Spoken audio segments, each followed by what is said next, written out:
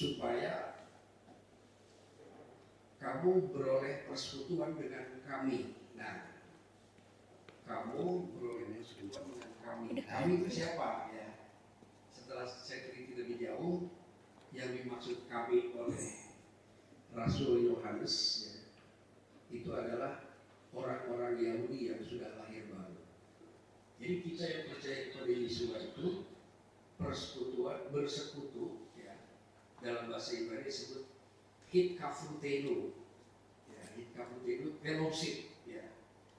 Jadi orang-orang yang percaya kepada pemberitaan para rasul itu supaya bersekutu dengan para rasul. Para rasul ini adalah orang-orang Yahudi yang sudah lahir baru, dan orang Yahudi yang terkenal dan sebagai seorang rabi adalah Rabi Saul atau kita kenal Paulus.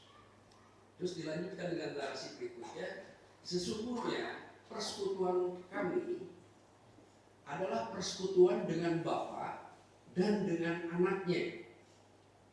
Itu tertulis di dalam 1 Yohanes 1 ayat yang ketiga. Jadi persekutuan para rasul ini adalah persekutuan dengan Bapa. Kita tahu ya, yang dimaksud adalah Bapa Yahweh. Dan dengan putranya. Jadi ada dua tempat kita mentautkan diri bersekutu. Dalam bahasa Ibrani yang lain dikatakan devakim. Devakim itu terpaut erat.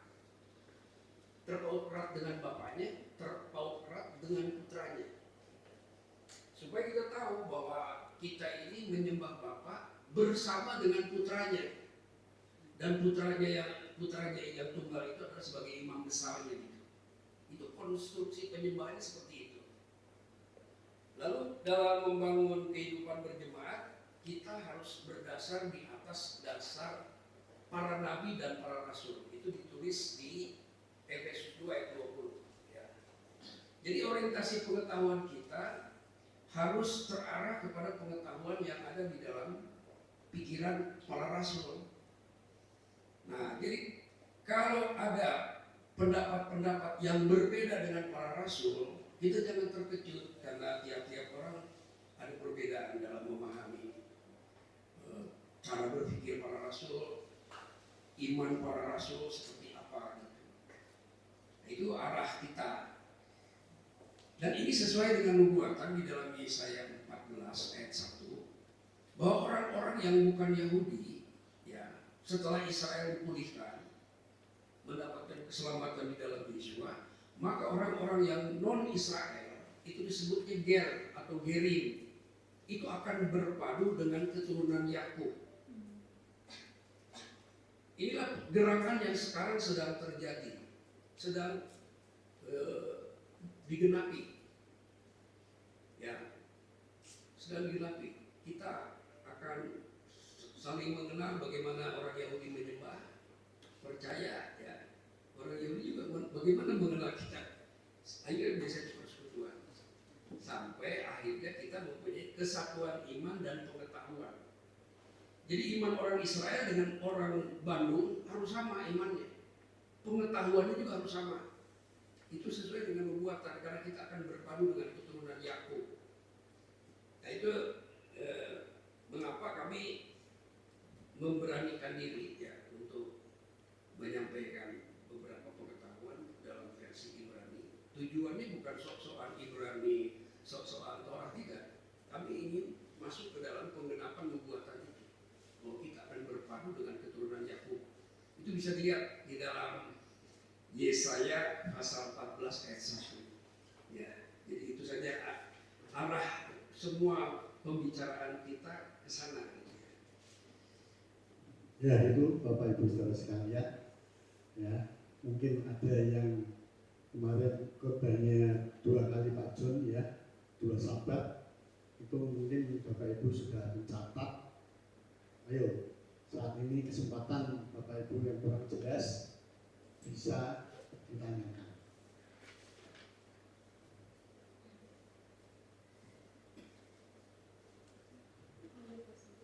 Ya. Silakan. Shalom bagi Pak John. Terima kasih. Pada minggu Sabat kemarin, Pak John yang membawa firman Tuhan, di situ aku mendengarkan, saya menangkap bahwa bagaimana Pak John bilang bahwa Bapak Yahweh itu tidak pernah menjadi manusia. Yang menjadi manusia adalah firman.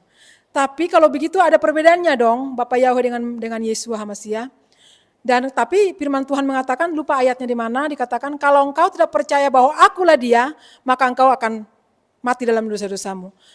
Saya minta dijelaskan dari Pak John. Terima kasih. Itu kalau tidak salah pembicaraan Yeshua. Ketika Yeshua ditanya, apakah kau Mesias? Konteks itu ya. Kalau tidak salah di Yohanes 8 ayat 24. Kalau tidak salah, ingat saya. Lalu Yeshua bilang, kalau kamu tidak percaya bahwa akulah dia, dia itu bukan Bapak Yahweh. Dia itu Mesias.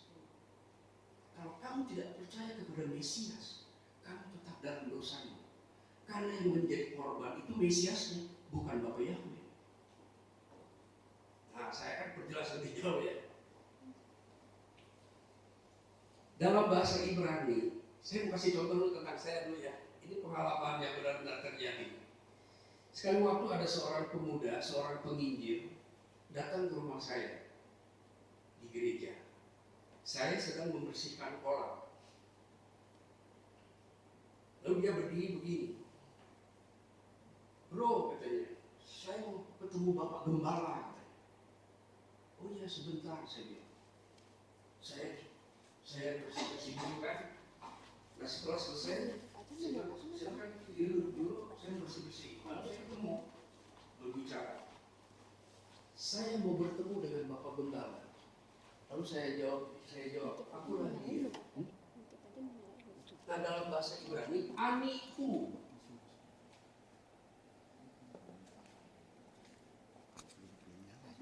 Dan itu banyak terjadi di dalam kitab Yohanes. Akulah dia. Ya. Begitu juga dengan perempuan Samaria. Perempuan Samaria yakin bahwa kalau Mesias itu datang, katanya, dia akan memberitahukan segala sesuatu kepadaku, kepada kami.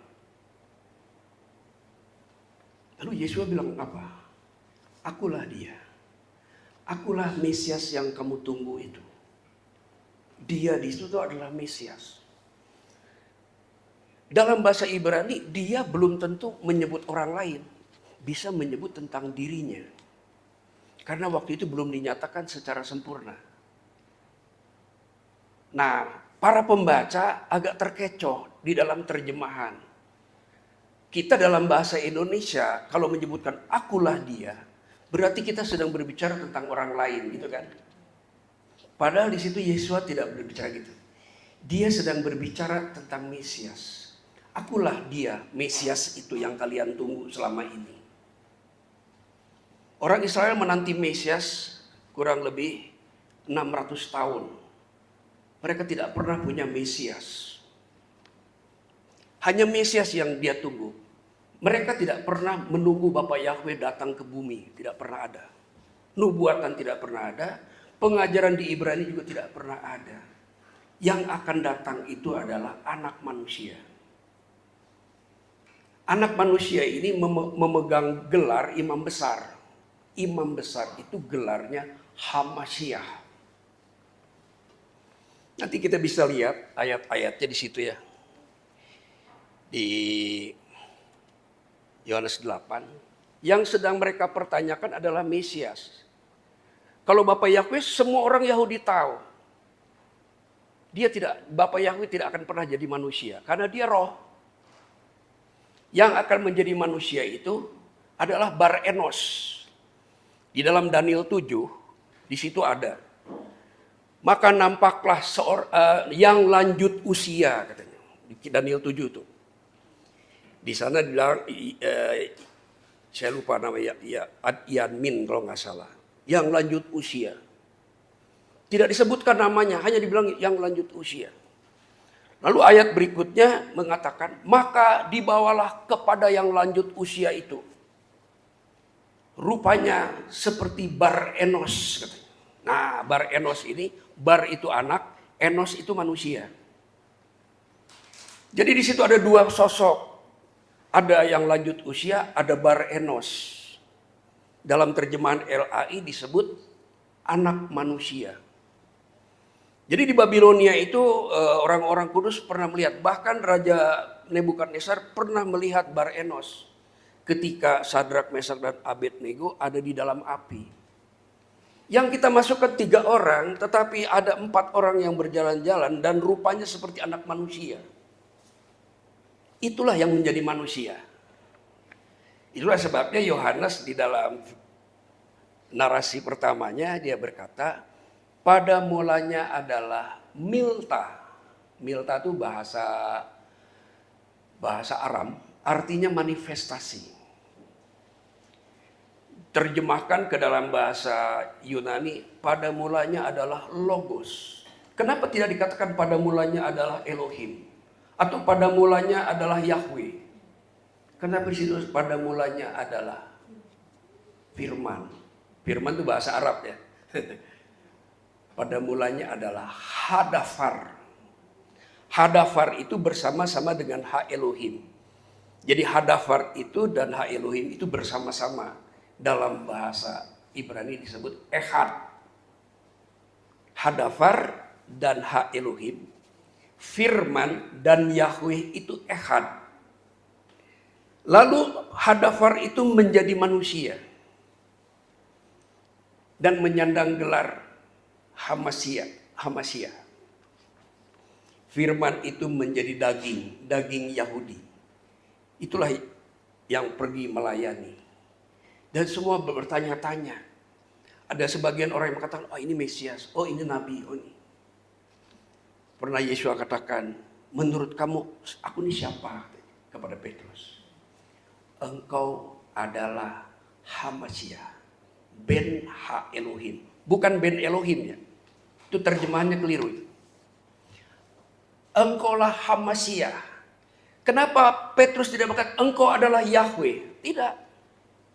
Engkaulah Hamasya, Ben Ha Elohim, putranya Ha Elohim. Jadi kalau saya pakai bahasa kita di sini, engkaulah Mesias, putranya Yahweh. Jadi kalau kau tidak percaya, aku putranya Yahweh, kau akan tetap dalam dosamu. Jadi Bapa di surga menghendaki untuk selamat itu percaya kepada putranya. Semua orang Yahudi sudah percaya kepada Bapa Yahweh. Sudah ratusan tahun. Tak ada yang diragukan. Tetapi tentang Mesias belum pernah menampilkan diri. Bapak Yahweh juga pernah menampilkan diri di atas gunung, tapi rupanya tidak kelihatan, hanya suaranya saja. Orang Israel hanya diizinkan untuk menangkap suaranya saja, wujudnya tidak. Sampai ada perintah katakan jangan kau buat patung. Nah, lalu di Mazmur dan di Kisah Rasul ada kata-kata begini. Mengapa rusuh bangsa-bangsa dan pemimpin-pemimpin berkumpul untuk menentang Yahweh dan Mesiasnya? Nah, ada dua yang ditentang. Yahweh dan Mesiasnya itu ditentang. Yahweh tidak pernah ditentang oleh orang Yahudi. Yang ditentang adalah Mesiasnya. Nah, pada waktu di pengadilan, ya, imam besar bertanya kepada Yesua, Atahu ben Hameforah, katanya. LAI menerjemahkannya begini, apakah engkau anak yang terpuji itu? Imam besar tidak menanyakan apakah engkau Yahweh? Tidak. Apakah engkau anak yang terpuji itu? Nah, dalam bahasa Ibrani disebut, apakah engkau ben Hameforah? Rupanya imam-imam tahu bahwa ben Hameforah itu akan datang. Kalau kau tidak percaya kepada anak, engkau tidak akan sampai kepada Bapa. Kalau kau tidak percaya bahwa akulah Mesias, tanpa Mesias kamu tidak akan berjumpa dengan Bapa. Karena Mesias itu perantara, Bapa tidak bisa dihampiri. Kalau kita lihat dalam proses bait suci, kalau imam besar tidak melakukan pendamaian dahulu, tidak ada satupun yang bisa bersekutu dengan Bapa Yahweh. Harus ada imam besar. Nah, imam besar ini hilang ratusan tahun. Yang ada hanya gubernur, yang ada hanya ahli Taurat. Dari mulai Esra sampai Nikodemus, itu semuanya ahli Taurat. Tidak pernah ada Mesias. Jadi yang dimaksud oleh Yesus adalah kalau kau tidak percaya kalau aku itu Mesias yang dijanjikan, kamu akan tetap dalam dosamu. Tapi kalau kita membaca dalam bahasa Indonesia, seolah-olah dia mengajarkan gini, kalau kamu tidak percaya bahwa aku adalah Yahweh, kamu tetap dalam dosa. Kebenaran itu tidak pernah ada di dalam kitab suci. Keselamatan itu mempercayai putranya. Putranya itu datang menjadi manusia. Karena begitu besar kasihnya mengaruniakan putranya. Bukan mengaruniakan Yahweh. Yahweh tidak mengaruniakan Yahweh. Yahweh tidak mengutus Yahweh. Yahweh tidak mengurapi Yahweh. Jadi kalau Yesua itu Yahweh, bagaimana mungkin Yahweh mengurapi Yahweh? Gak ada kebenaran itu di dalam kitab suci. Selama ini kita terkelabui oleh terjemahan. Sebetulnya terjemahan itu bukan bermaksud mengelabui. Tidak ya. Kita tidak tahu bagaimana cara orang berbicara. Ya. Yesua pernah berbicara pada perempuan Samaria. Akulah dia, katanya. Ya, akulah dia. Kan perempuan itu bilang, kalau Mesias datang, ya akulah dia. Maksudnya Mesias itu. Gitu. Nah inilah perbedaan yang pernah saya juga dengar ya. Tidak apa-apa perbedaan ini kita renungkan dulu. Jangan langsung ini disalahkan, ini dibenarkan. Renungkan aja dulu. Jadi begitu bahasa orang Ibrani itu. Tidak selalu dia itu, misalkan ya. Kalau kamu tidak percaya kepada dia yang diutus Elohim. Nah, Yesua bicara begitu, ada kalimat begitu ya. Saya ingin menunjukkan sebenarnya, coba ayat-ayatnya perlu saya ingat lagi. Tapi paling banyak, akulah dia itu di dalam kitab Injil Yohanes. Nanti pelajari lagi dan pelajari konteksnya. Bahwa Yesua tidak sedang menunjukkan tentang Yahweh. Karena Yahweh tidak ada seorang pun yang dapat melihat dia. Nah, tapi Yesua pernah bilang begini, kalau kau sudah melihat aku, engkau sudah melihat Bapa. Maksudnya begini, kalau kau sudah melihat Putra, sebenarnya kau sudah melihat Bapa. Bapa yang tidak kelihatan itu menjadi kelihatan di dalam Putra ini. Putra ini merupakan representasi dari Bapa yang tidak kelihatan. Itu ditulis di Ibrani pasal 1. Dulu hak Elohim itu ya. Memang semua di Indonesia ini tidak pernah tahu apa itu hak Elohim. Saya juga dapatkan bukan dari orang lain, tidak. Saya temukan sendiri. Dan saya cari hak Elohim itu dari mulai Kejadian, Keluaran, Imamat, terus sekitab Mazmur, kitab para nabi. Ternyata hak Elohim itu Bapa Yahweh. Kalau Yesua itu Elohim, bukan hak Elohim. Sayangnya ya di sini saya sebetulnya berharap ya Pak, siapa lupa bisa baca bahasa Ibrani gitu. Saya bisa tunjukkan gitu ya. Jadi hak Elohim ini di akhir zaman berbicara melalui anaknya. Tidak langsung datang, tidak. Melalui anaknya. Anak itulah yang dinantikan dan akan memegang jabatan sebagai imam besar. Ya. Ini perlu belajar Torah ya tentang keimaman. Namanya kehunah. Jadi seorang imam besar, pertama dia harus anak sulung. Ya, jadi Musa bukan anak sulung, walaupun dia punya kedekatan. Ya. Tapi untuk menjadi imam, tidak bisa Musa menjadi imam, karena dia bukan anak sulung. Maka jabatan imam itu diserahkan kepada Harun. Lalu Harun itu ketika diresmikan menjadi pejabat sebagai imam besar, Harun itu diurapi. Itulah orang yang pertama diurapi. Pemimpin yang pertama diurapi. Nah, orang yang diurapi disebutnya Hamasiah. Siapa saja? Ya. Orang yang diurapi disebutnya Masiah. Maka di dalam Torah ditulis Kohen Hamasiah. Imam Hamasiah. Nah, dalam perjalanan selanjutnya Kohen ini mengalami kegagalan sampai pada zaman Imam Eli. Sehingga diambil alih oleh Samuel. Samuel juga begitu, ya. Dia gagal untuk meneruskan pelayanan kehunahnya kepada anak-anaknya. Karena anak-anaknya tidak mampu mencontoh ayahnya. Akhirnya orang Israel bilang, sudah kami tidak membutuhkan itu lagi. Kami membutuhkan raja, tidak membutuhkan imam lagi. Ketika dia mengucapkan kami tidak membutuhkan raja, mereka mengatakan kami tidak membutuhkan Yahweh juga. Karena Yahweh itu raja. Bapak Yahweh tersinggung, tapi dia bilang oke, kasih aja. Akhirnya ditunjuklah Saul. Ternyata Saul melanggar. Saul juga diurapi. Nah, Saul ini disebut Mesiah Yahweh. Bisa dibaca dalam bahasa Ibrani-nya. Jadi saya tidak mengada-ada ya. Saya bisa tunjukkan ayatnya. Saul ini disebut Mesiah Yahweh.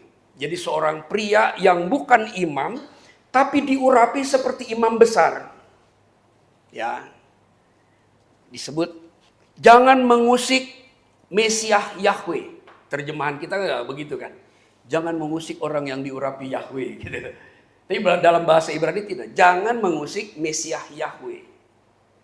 Lalu karena Saul ini gagal, maka Bapak Yahweh memilih Daud. Bapak sendiri yang memilih. Dia aja. Masih kecil udah diurapi dia. Jadi Daud ketika masih remaja, dia adalah Masiah. Lama-kelamaan karena Daud juga melanggar, anak-anaknya juga melanggar, maka Mesias tidak ada. Tetapi Bapa Yahweh menjanjikan, hambaku. Mesias itu hamba Yahweh, bukan Yahweh. Kalau kita lihat dalam nubuatan, hambaku yang menderita. Ya, terus ada lagi, hambaku yang memikul. Di situ bilang hambaku. Jadi imam besar itu hamba Yahweh, bukan Yahweh. Nah setelah Yesua datang, ya karena udah ratusan tahun Mesias tidak ada. Yang terakhir Mesias yang terakhir itu namanya Sedekia. Itu juga Mesias-Mesiasan ya, artinya tidak memenuhi kriteria Mesias sebenarnya. Tapi karena dia diurapi ya Mesias bahasanya. Sekian ratus tahun mereka menantikan. Lalu orang Yahudi bertanya, katakan terus terang. Katakan terus terang kepada kami, katanya kalau kau Mesias, katanya. Aku sudah mengatakannya, kamu tidak percaya. Lalu ditambah dengan kalimat itu, kalau kamu tidak percaya bahwa aku Mesias itu, maksudnya, anihu, kalau kamu tidak percaya bahwa anihu, aku Mesias, kamu akan mati dalam dosamu. Jadi yang menyucikan kita itu darah imam besar, bukan darah Yahweh, karena Yahweh tidak berdarah. Itu di dalam konstruksi pengetahuan Ibrani seperti itu ya. Kalau dalam terjemahan, saya juga kadang-kadang, loh kok jadi begitu gitu. Karena terjemahan pemaknaannya tidak mengacu kepada penelitian yang komprehensif, tidak. Dia hanya memindahkan pakai kamus saja. Ya, pakai kamus. Tanpa memperhatikan lagi asal-usul Mesias ini gitu. Nah, orang Israel menantikan Mesias. Nah, ketika Petrus berkata, engkaulah Mesias, maksudnya engkaulah imam besar, putra Yahweh. Kenapa dibilang imam besar putra Yahweh? Karena seorang imam itu harus anak sulung. Tidak bisa anak kedua jadi imam, tidak bisa. Ya. Imam itu anak sulung. Itulah sebabnya Yesua ben Yahid, anak tunggal Bapa, menjadi Mesias. Kalau dalam Kisah Rasul lebih jelas lagi. Ha Elohim menjadikan Yesua itu menjadi Tuan dan Mesias. Jadi Mesias itu ada kekuatan yang lebih besar untuk mengangkatnya. Tidak boleh dia mengambil jabatan itu dengan kekuatannya sendiri. Tidak boleh, itu tidak sah. Harus ada pihak yang lebih tinggi untuk mengurapi dia. Seperti Harun diurapi oleh Musa. Daud diurapi oleh Samuel. Lalu Yesua diurapi oleh siapa? Harus yang lebih tinggi. Tidak ada orang mengurapi dirinya sendiri, tidak ada. Jadi Yahweh tidak pernah mengurapi dirinya sendiri. Inilah yang mungkin bisa berbeda dengan pendapat-pendapat selama ini dalam versi Indonesia. Ya terserah mau pilih yang mana, saya tidak memaksakan gitu ya.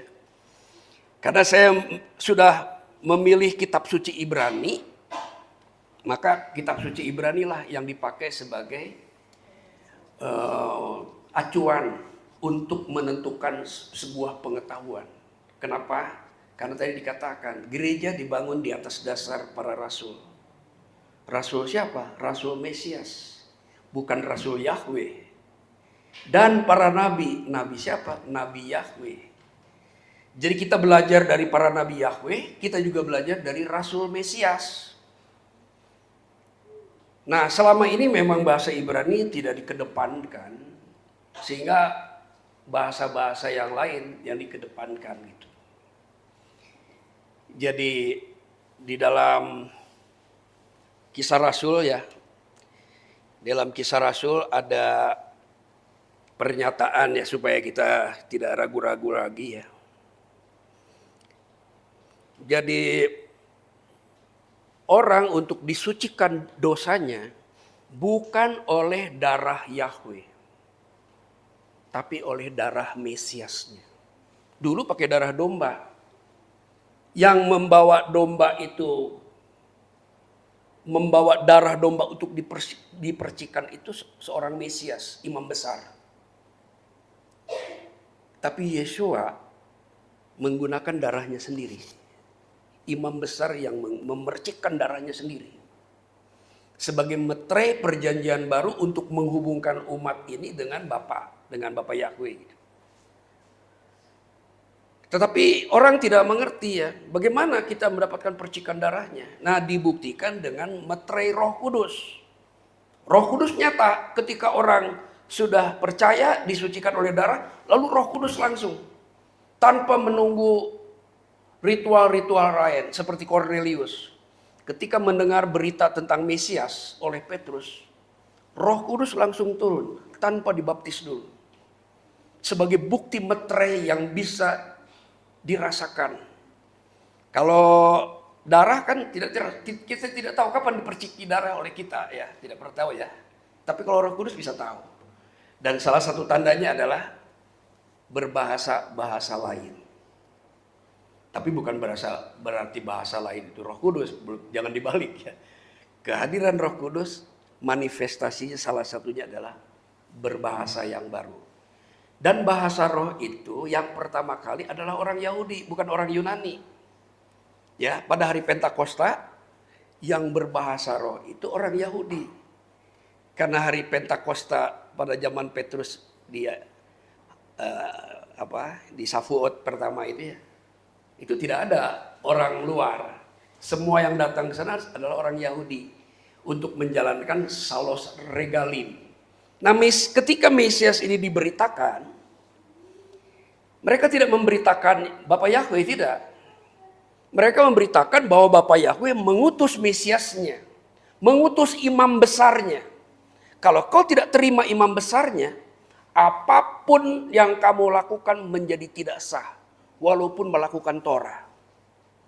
Karena yang mengesahkan hubungan dengan Bapa itu imam besar. Lalu dimeteraikan dengan darah. Itu di dalam tabernakal kan begitu. Hubungannya tidak sah kalau gak ada imam besar. Jadi selama ratusan tahun mereka tidak punya imam besar. Tidak punya. Yang punya rabi-rabi ya. Itu juga ada yang belok kiri, ada yang belok kanan. Ada yang lempar.